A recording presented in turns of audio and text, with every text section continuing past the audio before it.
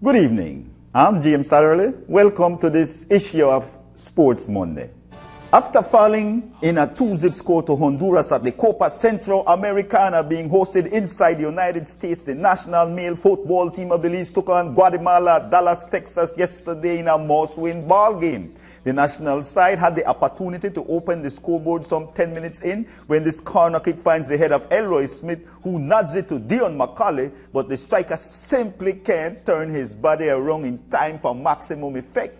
24 minutes in, Guatemala works this two-man game to perfection that concludes with this cruel left-foot launch which forces goalkeeper Shane Orio into a spectacular fingertip save.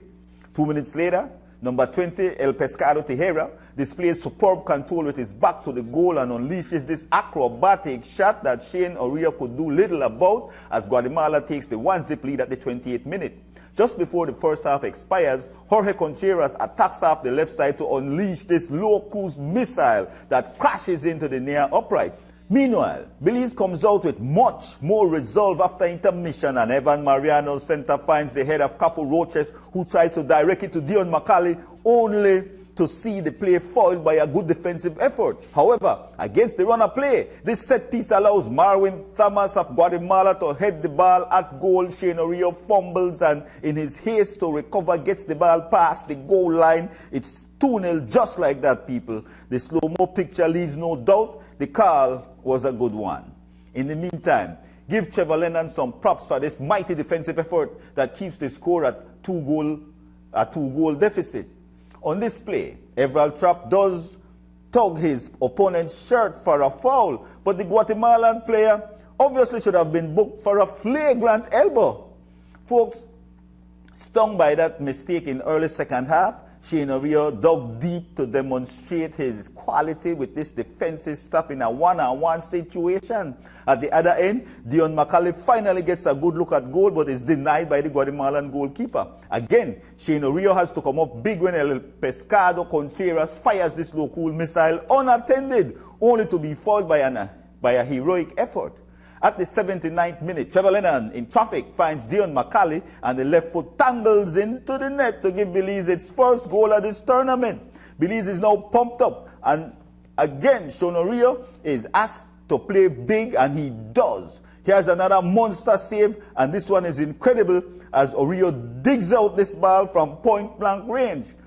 Folks, we're in the final play of this ball game when this set piece gives Ian Guinea the opportunity to become the hero, and he would get his second international goal in a big-time affair, but he misses the header due to defensive interference as Belize loses 2-1 in its second outing. Guatemala moves up the ladder to 6 points, and Belize remains at the bottom without a point. And for all intents and purposes, we are out of this one, people. Belize comes out for its final appearance in this tournament on Wednesday, September 10th at Houston, Texas against El Salvador. A win would certainly give us some reason to celebrate. Now let's check in on play in the FFB Women Cup as Sugar City Girls and Gentle Touch clashed inside the Norman Brewster Stadium yesterday. It's the home team with the first good shot at goal when Violene Lambert fires off the right wing, but the keeper handles the launch.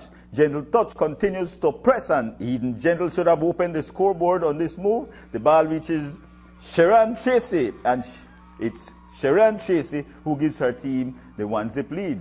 Tracy could have doubled the lead, but is denied by goalkeeper Ruby Mai. This is a nice outside launch from Cynthia Salazar, and the crossbar becomes Miss Mai's best friend. Now here comes Sugar City Girls. Vanessa Mai gets the feed from Nylene Manzanero, and she ties the ball game. The OW team surges ahead when Gentle Touch keeper fumbles this ball, and Janelle Chan makes her pay the maximum price. 6 minutes later, this outside shot from Janelle Chan gives her her second goal of the match to make it a 3-1 score. Gentle Touch comes right back as Nataki Alvarez gets this ball into the net for the 3-2 score. Nataki Alvarez could well tie this ball game, and she gets the chance for her second goal, but again, my hand stuff. Sugar City Girls puts this game to bed when Karen Garcia launches this set piece at goal. The rebound reaches Alyssa Gillett, who scores for the 4-2 final score.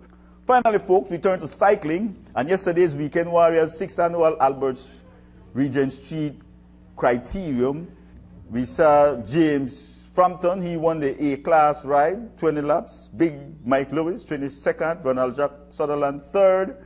Harris Kaya Katusa of Smart edging out Ray Katusa of Stationery House Medina, while Isaiah Willis of Digicel 4G rounds out the top three. It was Santino Castillo with the big W in the 10-lap C-class ride, edging out Ingmar Pereira of Stationery House Medina and Manuel Esquiliano of Truckers, who finished second and third respectively. Hey folks, that's it. That's our show for today. We invite you back same time, same place next week. Ja! Overall, I'm James Adderley.